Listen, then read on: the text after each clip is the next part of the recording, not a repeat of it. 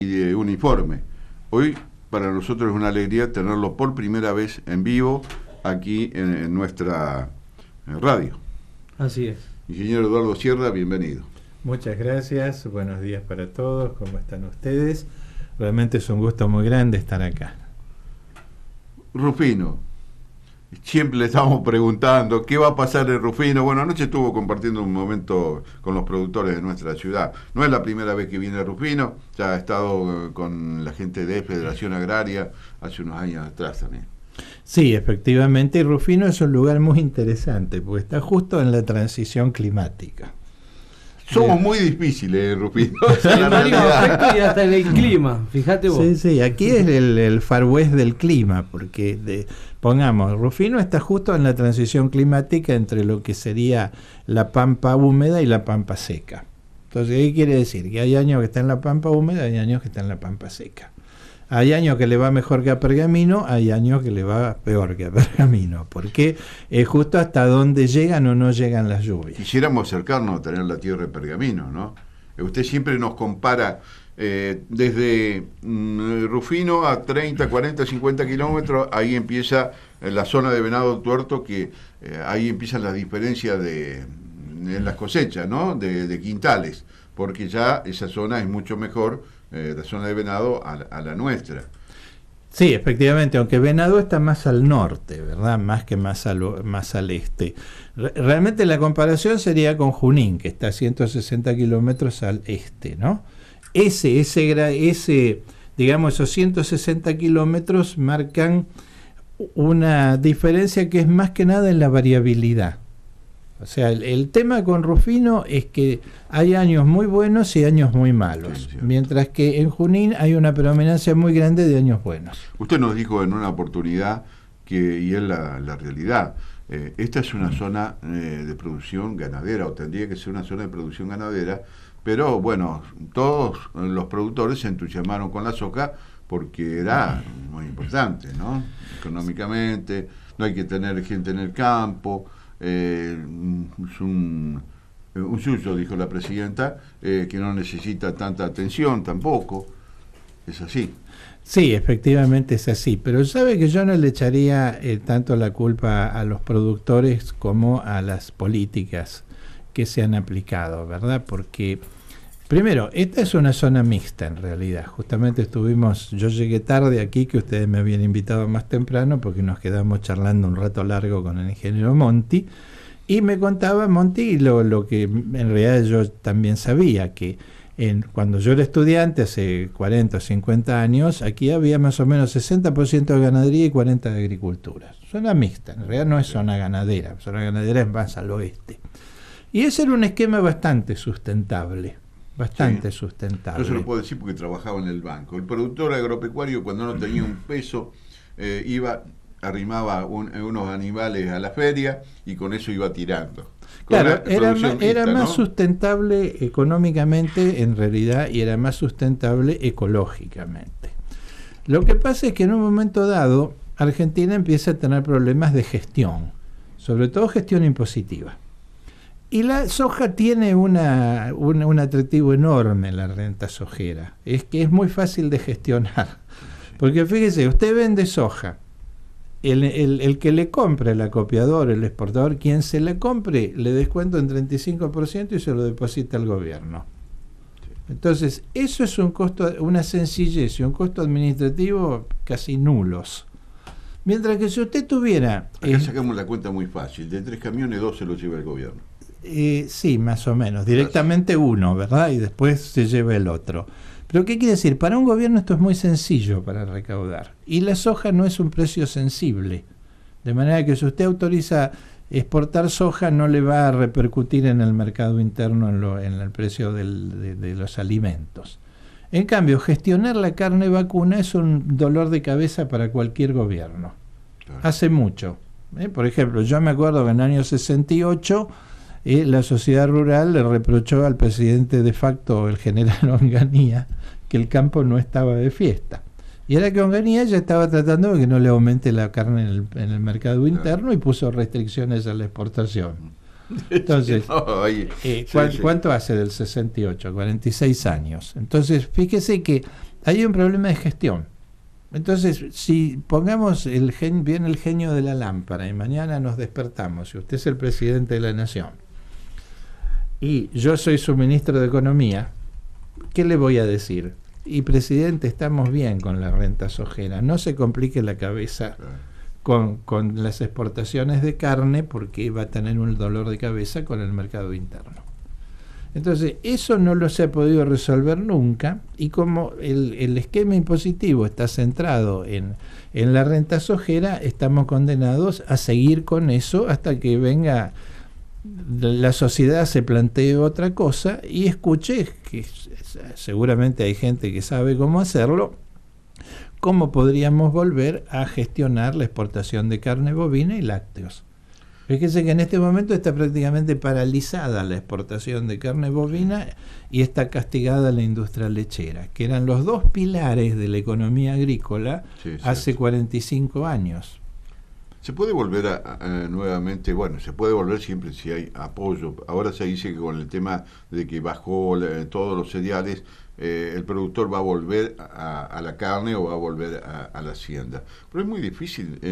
Necesitan 3-4 años y dinero para hacerlo, ¿no? Sobre todo se necesitan muchas cosas, ¿verdad? Una es el tema de la gestión impositiva, porque ningún gobierno en los últimos 40 años ha logrado lidiar con el precio interno de la carne y de la leche.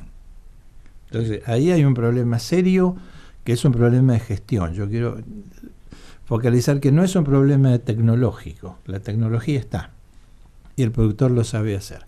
El problema del lado del productor es la estructura de las explotaciones, porque también hace 50 años acá eran propiedades más grandes. Porque si usted quiere poder tener un esquema con una rotación agrícola ganadera en esta zona, yo le digo que por lo menos necesita 600 hectáreas. Y con 1.200 va a estar mejor. Porque usted necesita 12, 13 potreros de 100 hectáreas. Entonces, usted con 100 hectáreas no puede hacer una rotación ganadera. Se vuelve loco, que va a tener 12 potreros de 8 hectáreas. Entonces no está en la estructura de tenencia de la tierra adecuada. Mi profesor, el ingeniero Molina, era el asesor de grandes estancias. ¿Era con quién usted venía a Rufino, que ha venido a hacer algunos ensayos cuando estaba estudiando? No, venía de que viaje de estudios. Entonces yo ahora no me puedo acordar, tendría que, porque digamos no estoy preparado para la charla, pero tendría que tratar de ver con algún compañero de aquella época dónde veníamos. Pero veníamos de algún establecimiento grande, que tenía un esquema de rotaciones que era una maravilla. En realidad era más bien, eran 7 años de una pastura, con alfalfa, con alfalfares y todo, y después se roturaba. Esto había recuperado fertilidad en forma natural. Empezábamos con un maíz, estoy haciendo memoria de hace 50 años, ¿no? Seguía un maíz para aprovechar la fertilidad, después hacíamos un sorgo, un trigo, terminábamos con un girasol, que era el cultivo más adecuado a una situación del suelo ya con menos fertilidad, y estábamos más o menos en 7 años de pasturas y 5 años de agricultura, ¿no? Y después volvíamos, ese potrero lo volvíamos a sembrar con una pastura. Yo pienso, digamos, en tantos años atrás, calculo que tendría que ser una estancia Laguna del Monte o Tuyutí, la que usted ha venido. Posiblemente, sí, porque con la Cátedra de Agricultura General hicimos como 10 o 12 viajes que eran todas estancias grandes, ¿verdad? Ahora, ingeniero, ¿no sabe nosotros que fuimos capital nacional de la ganadería en Rufino, estuvo en la sociedad rural? Sí. Tenía su fiesta, Rufino. Teníamos creo que los lunes solamente no había feria en Rufino. Después todos los días había una empresa que estaba en Rufino haciendo feria. Lo que se mandaba a Liniers era impresionante. Había flotas de camiones, pero para llevar a Liniers animales. Y bueno, después surgió todo este tema de la soja, que justamente el ingeniero Monti es uno de los que no está muy, no le gusta mucho el tema de la soja. Yo quisiera introducir una modificación en el enfoque. El problema no es la soja. La soja es lo que nos queda, porque el problema fue los continuos problemas con la exportación ganadera. Fíjese, todos los gobiernos que hemos tenido que pusieron algún tipo de veda a la exportación de carne para hacer bajar el precio. Sí, yo conozco ganaderos y tamberos que lloran de haber tenido que vender sus vacas y poner soja. La soja es, ¿cómo le puedo decir? Aquello a lo que lo empuja la mala gestión impositiva. No es, porque estamos, fíjese, la soja es lo que con todo nos permite vivir. Es como que, fíjese, si yo hubiera sido, como sucede en el barrio mío, ¿no? Un señor que tenía un restaurante. Y el restaurante no anduvo más y se fundió. Y ahora tiene un remis. ¿El remis es el problema? No. El remis es la consecuencia. Claro. Entonces, en el tema del abordaje del monocultivo de soja, estamos cometiendo un error terrible. Sí, la soja es la consecuencia. Yo quería llegar a lo que le pasó al productor aquí. ¿Qué hizo? Todo lo que tenía instalaciones para manejo de animales. ¿Qué se vio obligado a hacer? La sacó, la destruyó, igual que el monte, para tener 2 o 3 hectáreas más de soja, lo enterró. Yo veía las máquinas, cómo... Está bien, pero estamos demonizando al productor, que es una víctima de 80 años.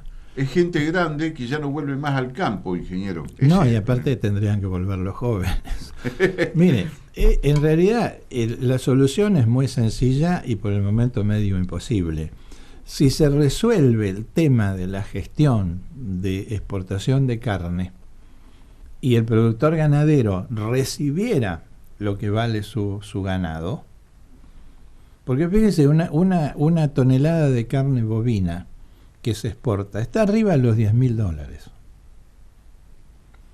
¿no? Fíjese que si Argentina exportara 1 millón de toneladas de carne bovina, que no es un récord, a la Argentina le estaría entrando $10.000 millones, que no es mucho menos de lo que le va a entrar con los 50 millones de toneladas de soja. Sí. Pero, ¿qué ocurrió? La soja no genera un incremento de precios interno si se exporta, porque se consume muy poco en Argentina. La carne, desde Irigoyen a la fecha, aumenta la carne y el gobierno pierde votos. Nunca se descubrió un esquema, se han propuesto muchos, que permita exportar a los mercados externos que están pidiendo más carne de vaca que soja, porque la carne de vaca es de bovina, ¿no? Para hablar con propiedad, es uno de los productos que más se demandan en el mundo. Casi más que la soja. Lo que pasa es que Argentina no está en ese mercado por su problema interno. Fíjese que Uruguay está exportando más carne que Argentina, que la India está exportando cantidades enormes de carne de búfalo, que es un espanto, pero se la comen los chinos. Entonces, la soja es una consecuencia patológica, pero no de que este gobierno, que siempre lo demonizamos, sino que muchos gobiernos, lamentablemente. Onganía puso una veda hace 46 años y muchos otros gobiernos la pusieron, y lo mismo con la lechería, que al final estamos en que la carne es cara y la leche es cara porque los esquemas que se aplicaron son realmente muy, muy viciosos, pero la soja es lo único que se puede gestionar porque al gobierno no le produce ningún ruido exportar soja. Entonces, el que da la señal es el gobierno, el productor. ¿Qué va a hacer? Mire, no puede ser que un producto como la carne bovina, que se paga a precio de oro en el mercado internacional, a mí me lo estén pagando, ¿cuánto? $1, una cosa así. Es una fracción mínima de lo que vale. En cambio, la soja se lo pagan más o menos 1/3 de lo que vale, que es mucho. Claro. Estamos demonizando al productor. El productor fue a lo único que podía ir. 2 cosas lo llevaron: la división de la propiedad y la política gubernamental. Este joven se ha recibido de locutor y de periodista, y hace poco tiempo que lo tenemos trabajando aquí en la radio, y es de Rufino. Quiero darle la oportunidad que también pregunte. Sí, no, recién haciendo referencia, Juan Carlos, a lo que pasaba anoche, recién hablaba con el ingeniero y le decía que nosotros tenemos la posibilidad de escucharlo casi todos los días aquí en nuestra emisora, y le decía, más allá de lo que nos cuenta a través de las grabaciones, lo bien que estuvo lo que dijo. Yo le decía lo bien que se entiende y lo que se proyecta para nuestra ciudad, porque hay muchos productores que van a tomar en cuenta, creo sin duda, esto de lo que se pronostica para poder pensar cómo sembrar, qué sembrar, de qué forma hacerlo. Ingeniero, ¿ustedes le preguntan mucho a los productores acerca de esto? ¿Está en contacto todo el tiempo para saber?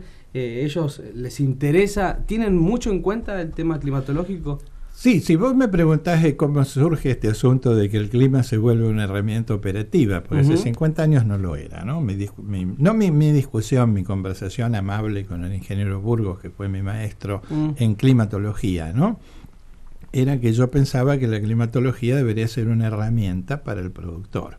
Que hoy lo es. Efectivamente. El ingeniero Burgos me decía, no, estamos muy lejos de eso porque el clima es un imponderable, es un intangible. Y yo, el orgullo mío es que se la gané al ingeniero para bien, ¿verdad? Claro. Porque a Burgos le hubiera gustado que fuera así. Pero te diría, los motores de esto en realidad fue más bien el comercio. Porque la Facultad de Agronomía de la Universidad de Buenos Aires, donde yo soy docente, siempre tuvo un convenio con la Bolsa de Cereales de Buenos Aires. Y la primera demanda operativa, no del clima medio, la cosa académica que a mí me vino, fue una mañana de marzo de 1997, que me llama la ingeniera Suárez, que era la encargada de Relaciones Públicas de la Bolsa de Cereales de Buenos Aires, y me dice, mira Eduardo, acá se está escuchando que Chicago se está moviendo con el Niño. ¿Vos sabés lo que es el Niño? Le digo, sí, Ana María, yo sé lo que es el Niño. Bueno, vení a explicarlo. Y entonces se lo tuve que explicar a la mesa de la bolsa. Sí. ¿Te imaginas los nervios míos? Aunque no era un chico, pero es una mesa grandísima, como con 30 personas, y yo en ese momento con transparencias, mostrándole lo que era el Niño. Claro. A partir de ahí me empezaron a llamar los brokers. Y cuando esto trascendió, me empezaron a llamar las cooperativas, sobre todo AFA, ACA, ¿no? Alguna sociedad rural progresista como la de Rufino, ¿no? Empresas privadas, todo tipo de gente, ¿verdad? Inclusive un orgullo que yo tengo, que a veces me llaman experimentales del INTA, siendo que yo no soy del INTA. Y así fuimos a un punto en que ahora sí, efectivamente, los productores traccionan mucho esto, les interesa. En realidad somos varios especialistas que en el país, el doctor José Luis Aiello, que trabaja mucho aquí en Santa Fe, que es el asesor de la Bolsa de Comercio de Rosario, es un excelente profesional, el doctor Juan Minetti en Tucumán, todo lo del norte, el doctor Federico Norte en Mendoza, el doctor Dean también, naturalmente la licenciada Estela Carvalho del INTA, que ¿cómo se llama? También. Que ha estado muchas veces y que somos bastante, gracias a Dios, demandados.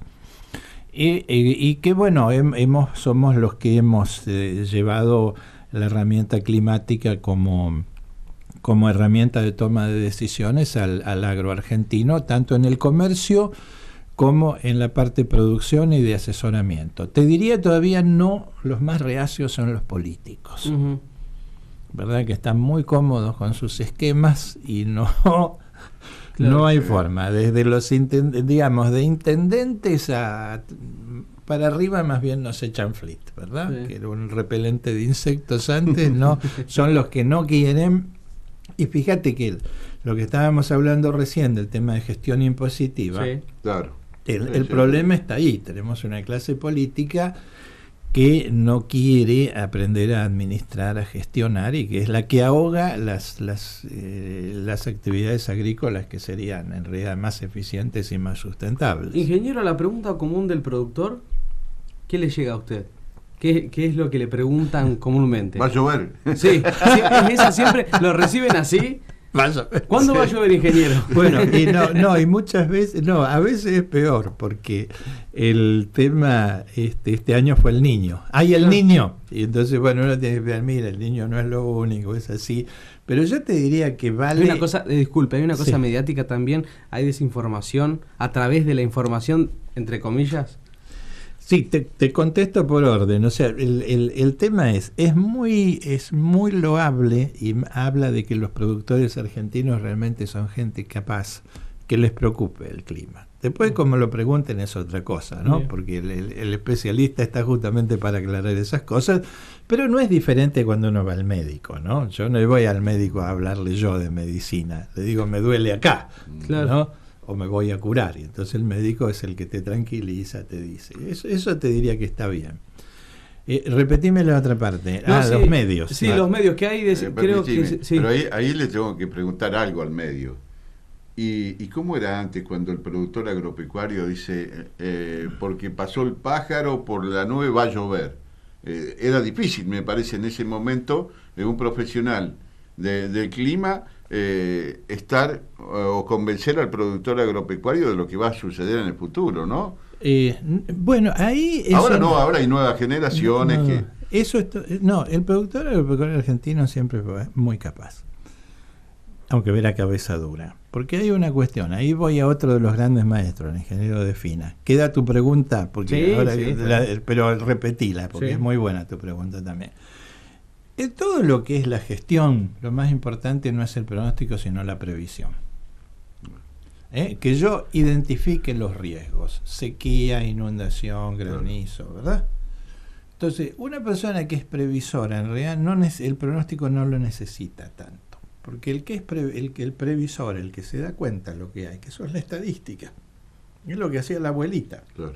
O sea, yo he tenido conversaciones muy importantes con mi abuela y con la abuela de mi compañero de estudios, César Tortorella, que era una abuela alemana, la abuela Stuller. Entonces era terrible todo lo que sabía la señora. Entonces, estas señoras que nos contaban, la estadística intuitiva, claro. Pero sobre todo las mujeres, ¿no? Más que los hombres que están en el día a día, las mujeres son los registros históricos, o eran las abuelas. Sí. Entonces, mi abuela, doña María Lomonte, y creo que era María Stuller, la señora, nos contaron la estadística de cómo eran las cosas. A partir de ahí se toman las medidas preventivas.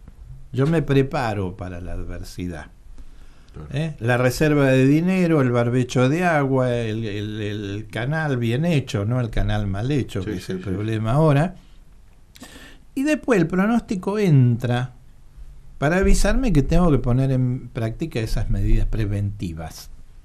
Previsión y prevención son dos cosas distintas.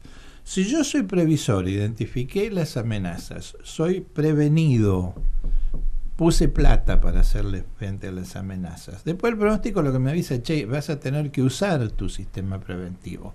Pero aquí viene lo que decía de Fina, que era contrario al pronóstico. Decía, en realidad, si yo fui previsor y soy prevenido, ¿para qué necesito el pronóstico?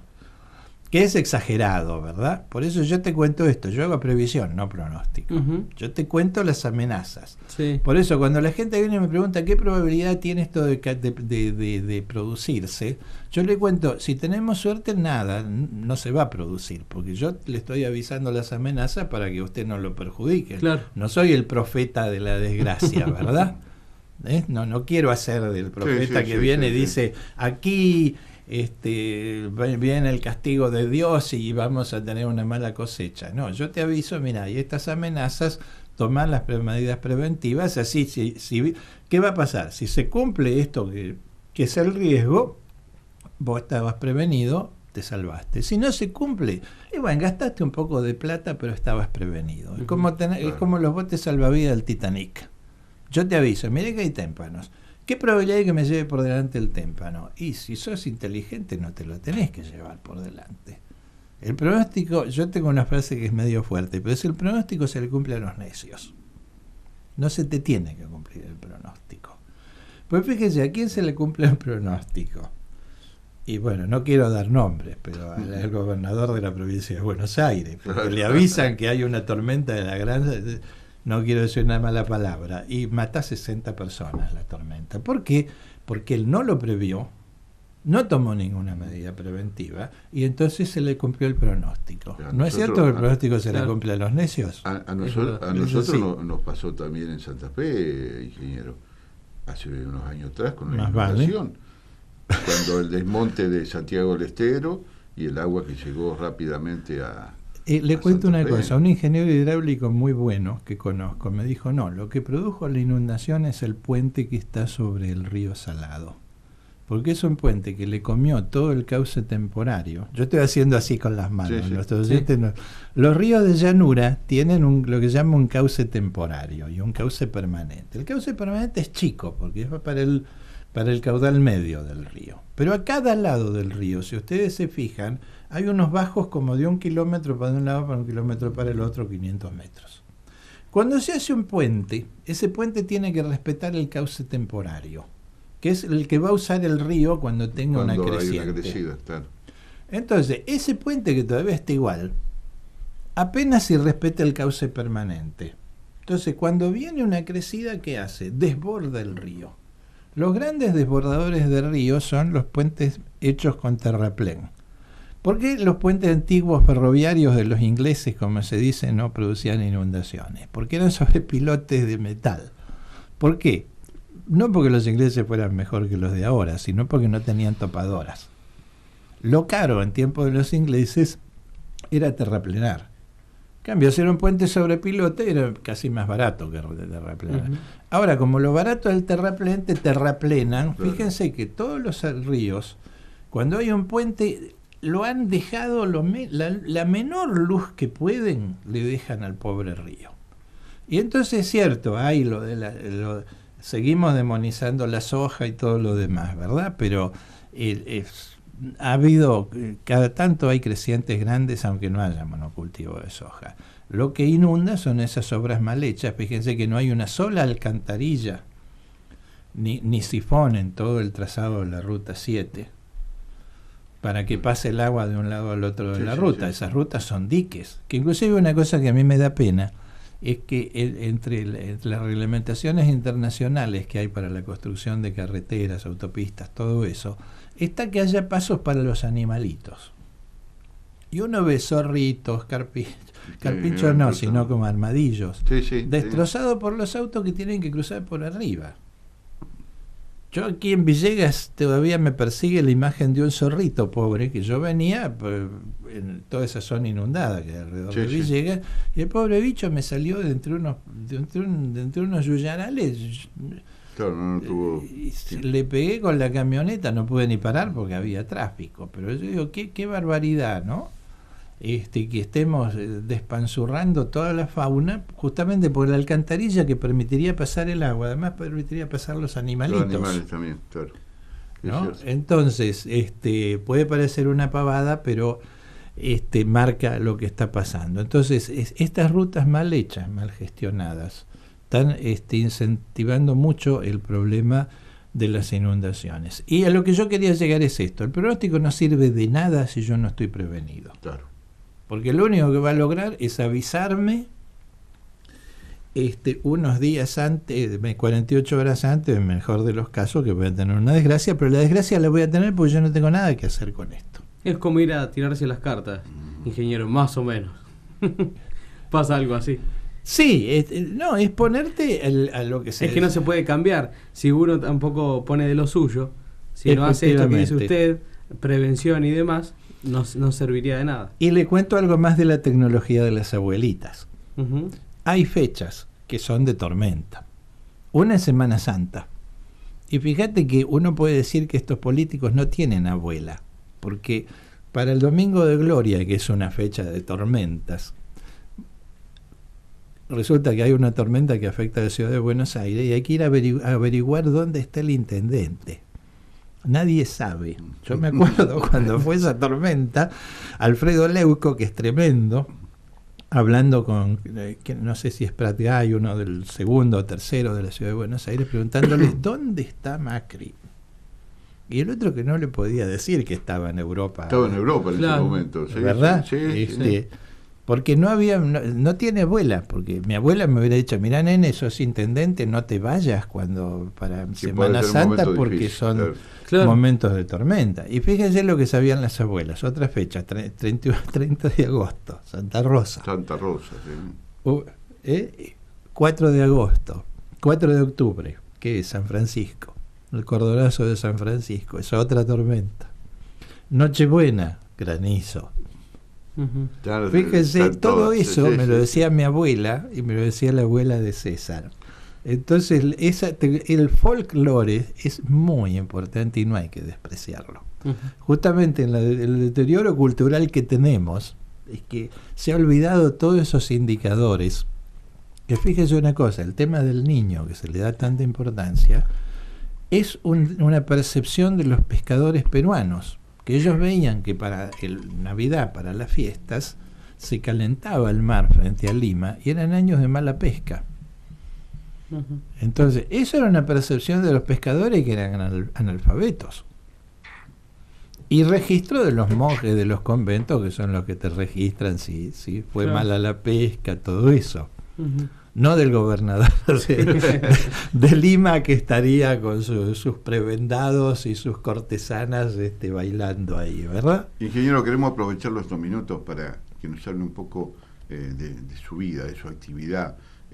Nos imaginamos que toda la tecnología le debe haber cambiado un poco al momento que usted se recibió, ¿no? Porque hoy puede tener al momento, a través de diferentes, de internet o lo que sea, está hasta la publicidad esa que dice va a llover esta tarde, sí. Y ¿por qué lo sabe? Entonces la rodilla le decía no sé qué otra cosa y le contesta. ¿Lo tenés, Silvia? Ahí, fíjese, ingeniero. Si es para el productor, lo que debe ser para el ingeniero. Claro. Queremos aclarar que no la auspicia la publicidad del ingeniero. Pero vamos a recordar. Está en la carpeta publicitaria de la radio, nada más. La vamos a recordar. Ahí está.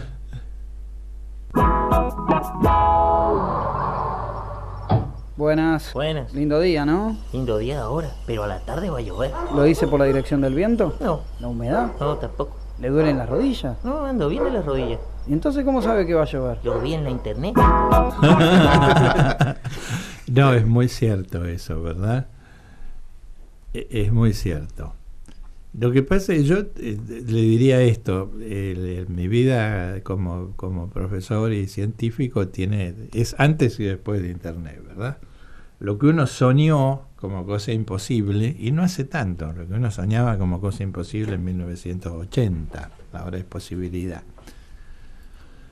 Pero en realidad viene bien haber vivido las dos cosas, porque lo que podríamos decir, esta globalización, en cierto modo también ha sido muy deteriorante en cuanto a los esquemas productivos, lo que decíamos esto de que se abandona o se persigue a la actividad ganadera, a la actividad lechera, y eso es bueno tener, digamos, una de las ventajas de tener 66 años es que yo conozco el estado anterior, vos no, ¿viste? Te lo tengo que contar yo.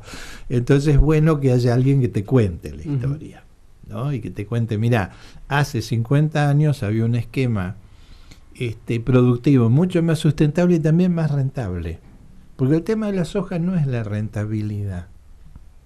El tema de la soja es la simplicidad del esquema tributario. Yo tengo una actividad que tributa en forma automática. ¿Por qué tributa mucho? Porque son 20 millones de hectáreas, producen 50 millones de toneladas. Pero si esas 20 millones de hectáreas yo volviera a la rotación ganadera y todo lo demás, en realidad ganaría mucho más. Lo que ocurre es que el esquema tributario se complicaría. Porque ahora es prácticamente, uno tendría que decir, la Argentina vive de un tributo, que es las retenciones de la soja. Que de los dólares que entran a la Argentina, que es lo que hace la diferencia, debe ser una proporción inmensa. Y además es una actividad que tiene una balanza comercial positiva, claro, porque lo demás no lo tiene. Ahora, si yo le digo, mire, la misma superficie agrícola, en vez de producir 50 millones de toneladas de soja, que usted le saca el 35 y ya lo tiene, va a producir 20 millones de toneladas de soja, 50 de maíz, 1 millón de toneladas de carne, el que tiene que percibirlo el tributo de eso, los impuestos, se vuelve loco. Y el costo, la tecnología administrativa y el costo administrativo nunca lo tenemos en cuenta. Y es muy importante. Ingeniero, le quieren pasar los datos de lluvia. Bueno.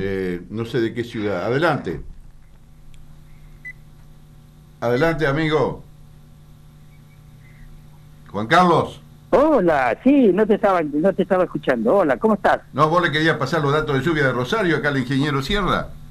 Ya le hicimos la ¿Me nota escucha, tierra. Juan Carlos? ¿Me escuchás, Hola. Juan Carlos? ¿Pero qué dice? ¿Cómo le va? ¿Qué tal, Juan Carlitos? Tanto tiempo. Tanto tiempo, fíjate, más o menos 45 años, porque aquí estoy viendo una foto tuya con tu tocayo aquí en 1969, con un aparato que parece un Winco. ¿Esa foto impresentable?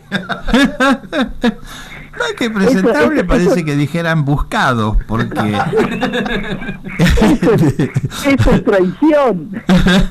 No, eres un lindo muchachito, Juan Carlos, una melena negra. Ah, y no me hagas acordar. Bueno, siquiera tenés una melena blanca, yo no tengo ni melena. Ahora tengo la melena. Ahí, ese que te está mostrando la foto también tiene melena blanca. Sí, aquí tenía un pelo negro. Así que están los tres bastante serios acá. Esto es una foto como en un jardín con unos árboles. En la cancha de fútbol. En la cancha de fútbol, que ahora me la van a escanear y me la van a mandar. Bueno, bárbaro. Sí, ahí cuando teníamos un equipo deportivo. En aquella época. Ahí estaba. Claro, porque tienen un escudito los tres. Claro, teníamos el compañero ahí de Juan Carlos Cuesta y... Publicidad Belgrano era. Y el compañero Brondino. Claro. Ah, ¿es este otro muchacho? Sí, otro muchacho. Ajá. Sí. Mirá qué bien, sacaste la foto sin verla. Y esto era con 2 bocinas y un amplificador con un disco, era en ese tiempo. Ah, ¿no? Entonces la pegué, su Winco. Sí.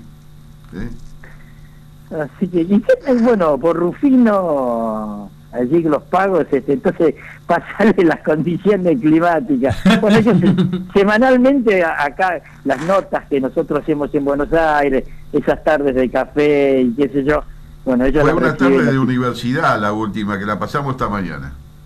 Sí, exactamente, así que bueno. Así que vamos a tener que venir aquí a hacer alguna tarde. Vamos a tener que venir aquí a Rufino a hacer una tarde de radio acá. ¿Cómo no? Sería una muy buena idea. Y ahí nos encontramos con la gente amiga y bueno, y este hombre, no sé si habrá alguna foto que te contó la historia de una camiseta de combate que llevé yo una vez puesta para una carrera de karting. Era tan pobre, Juan Carlos, que un día fuimos a una carrera de karting y nos llenamos de tierra. Y lo único que había era una canilla. Entonces él se sacó la camisa y la camiseta que tenía unos agujeros que no se sabía cuál era el cuello. No sabés lo que era eso, era terrible, ¿viste? Y me quedó, todos los años me lo recuerda, mirá. Te hiciste famoso por la camiseta. Es un amigazo, sí, ¿viste? Ahora cuando voy a Rufino me dice, che, ¿la camiseta dónde la dejaste? Así que bueno. Acá pagó bien el derecho de piso, Rufino, porque hasta estuvo manejaba el carrito de publicidad en la calle, andaba por todos lados. Sí. Así que realmente Juan Carlos empezó así en Rufino. Juan Carlos, gracias por compartir este momento aquí con el ingeniero. Gracias a vos. Yo sé que estás trabajando en la CREA, en el Congreso. Exactamente, gracias a vos por esta sorpresa hermosa, maravillosa, porque Eduardo es un amigazo, y por ahí te va a contar algunos otros proyectos que tenemos, que estamos ahí tratando de hacer un poco de edición, un poco de iluminación, un poco de sonido, ¿viste? Pero bueno, el proyecto es interesante y esperamos que algún día podamos llevarlo ahí a Rufino. Bueno, Juan Carlos, gracias por atendernos. Te saluda el ingeniero. Un abrazo enorme. Un abrazo, Juan Carlos. Un abrazo, Eduardo, gracias. Le comento, ingeniero, que somos del interior, una de las pocas radios que salimos en video. Usted me decía, yo estoy explicando con las manos, y tenemos mucha gente que nos sigue. Sí, ahí me veo. De internet, y principalmente rufinenses que están desparramados por el mundo.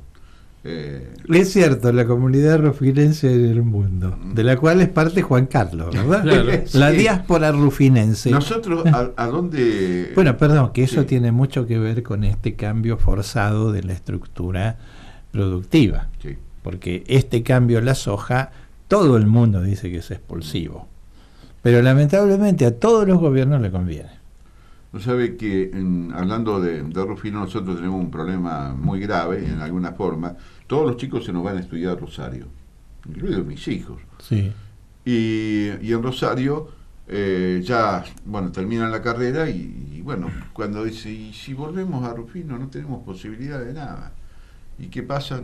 Siguen en Rosario trabajando o en otras partes del país y perdemos. Muchas veces dice Rufino es una ciudad de viejos, con todo el respeto. ¿Por qué la juventud se nos va toda, ingeniero? Sí, pero eso es una constante en el país desde hace muchos años, ¿verdad? Es que cuando el campo empieza a expulsar la población. Pongamos, en la Argentina yo me sitúo en 1900, 80% de la población era rural, 20% era urbana. En el mundo hay una tendencia a la población urbana por la agricultura industrial que expulsa a la gente y el hecho de que la industria se ubica en las grandes ciudades. Que esto es otra política una política pública, ¿no? Es decir, cuando a mí me dicen no hay que hacer política en la universidad, yo contesto, en la universidad hay que hacer política pública, que es esa política que la tiene que aplicar el país a través de distintos gobiernos partidarios. Una de las políticas públicas que faltan es que además es buena de todo punto de vista, la dispersión. Europa la aplicó antes y después de la guerra mundial por el problema de la guerra, no tener toda la industria en un punto, ¿verdad?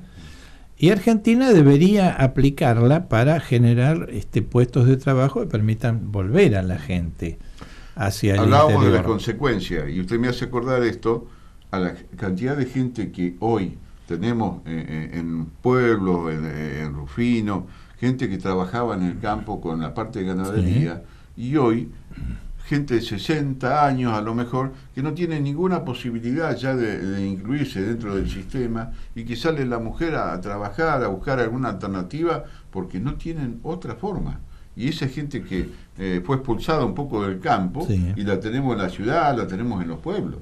Bueno, es que este vicio de apuntar a un esquema tributario sencillo, que es digamos, lo que convierte la soja de una cosa buena en una cosa mala, es el sistema tributario.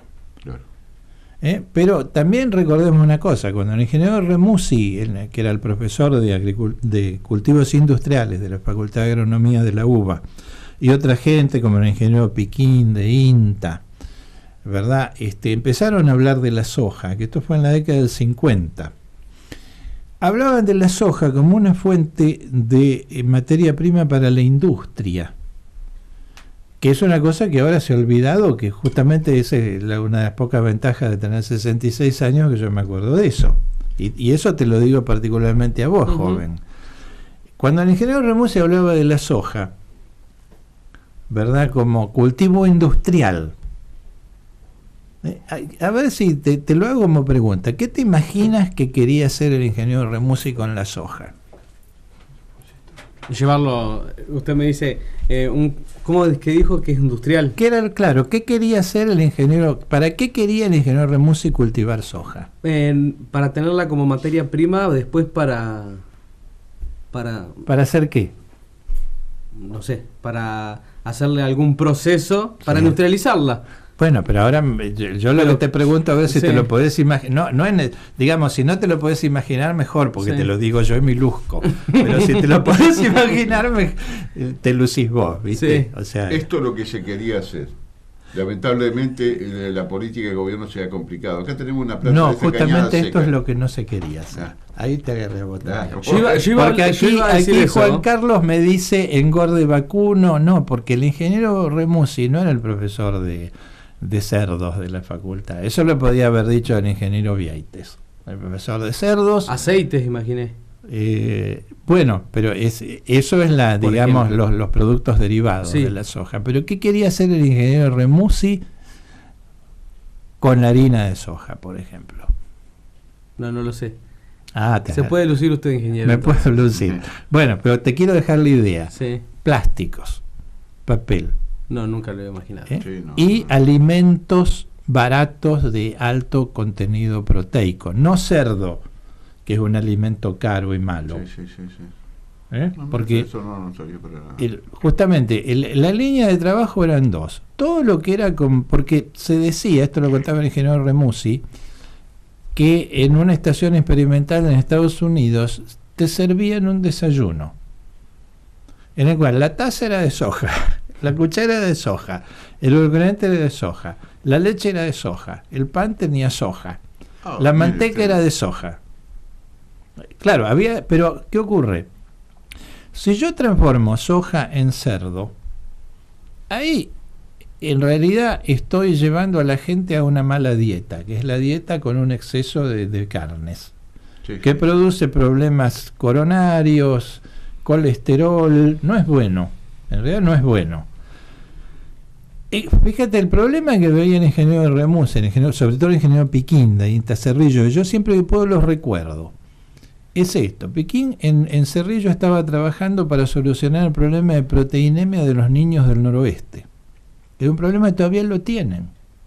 El otro día estaba viendo un programa en que salía la gente de Milagro Sala, en Jujuy, que se la critica tanto, pero ella tiene unos comedores. Y estaba contando que la comida que le daban a los chicos era muy pobre en proteína. Y fíjense, darle toda la proteína a un chico pobre con carne de cerdo es imposible, es carísimo, sobre todo por lo menos en este momento. En cambio, si yo le doy una buena leche de soja, le estoy metiendo una proteína que no es animal, pero que el 80% de sus necesidades proteicas se las soluciona. Y después le daré un poquito de carne, ¿verdad?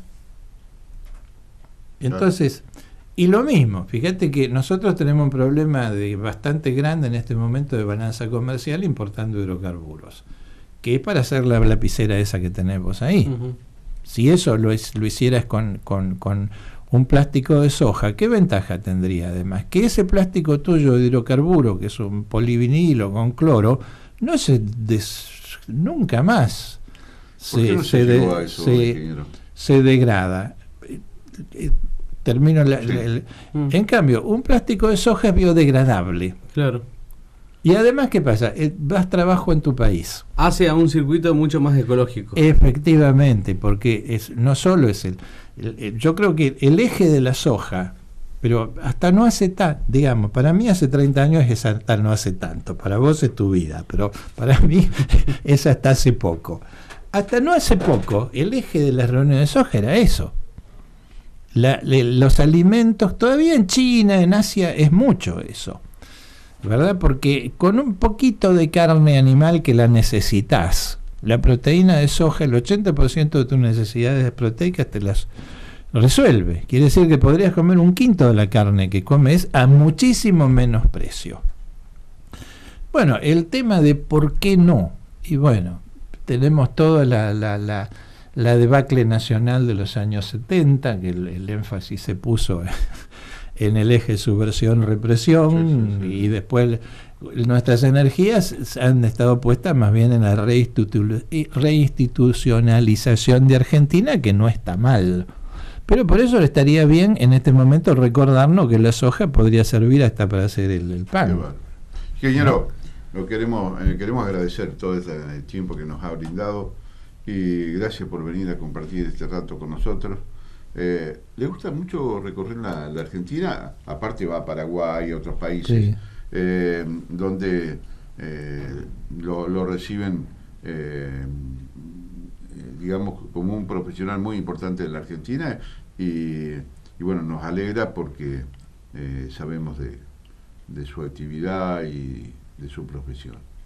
Sí, me gusta mucho y sobre todo, no sé si se nota, pero lo que más me gusta es resembrar en los jóvenes estas ideas. Lo que sería espectacular es que dentro de 10 años él gestione una planta, aquí nuestro joven colega, una planta de plásticos de soja o leche de soja. Y la dejó picando acá, Rufino. Sí, es dejar, sembrar, resembrar, no es sembrar, sino resembrar esas ideas olvidadas que habría que restaurar. El problema de ¿verdad? Rufino es que si a alguno le va bien con eso, después aparecen 20. Sí. ¿Viste? Porque ese no es el pasa problema, esa es la ventaja. Porque lo lindo es que esas ideas se repliquen, No, sí, ¿verdad? sí, es cierto. Por un lado, sí. Sí. Por un lado. Tendrá que haber competencia y quedar Bueno, mejor. eso Sí, también. claro. No, sí.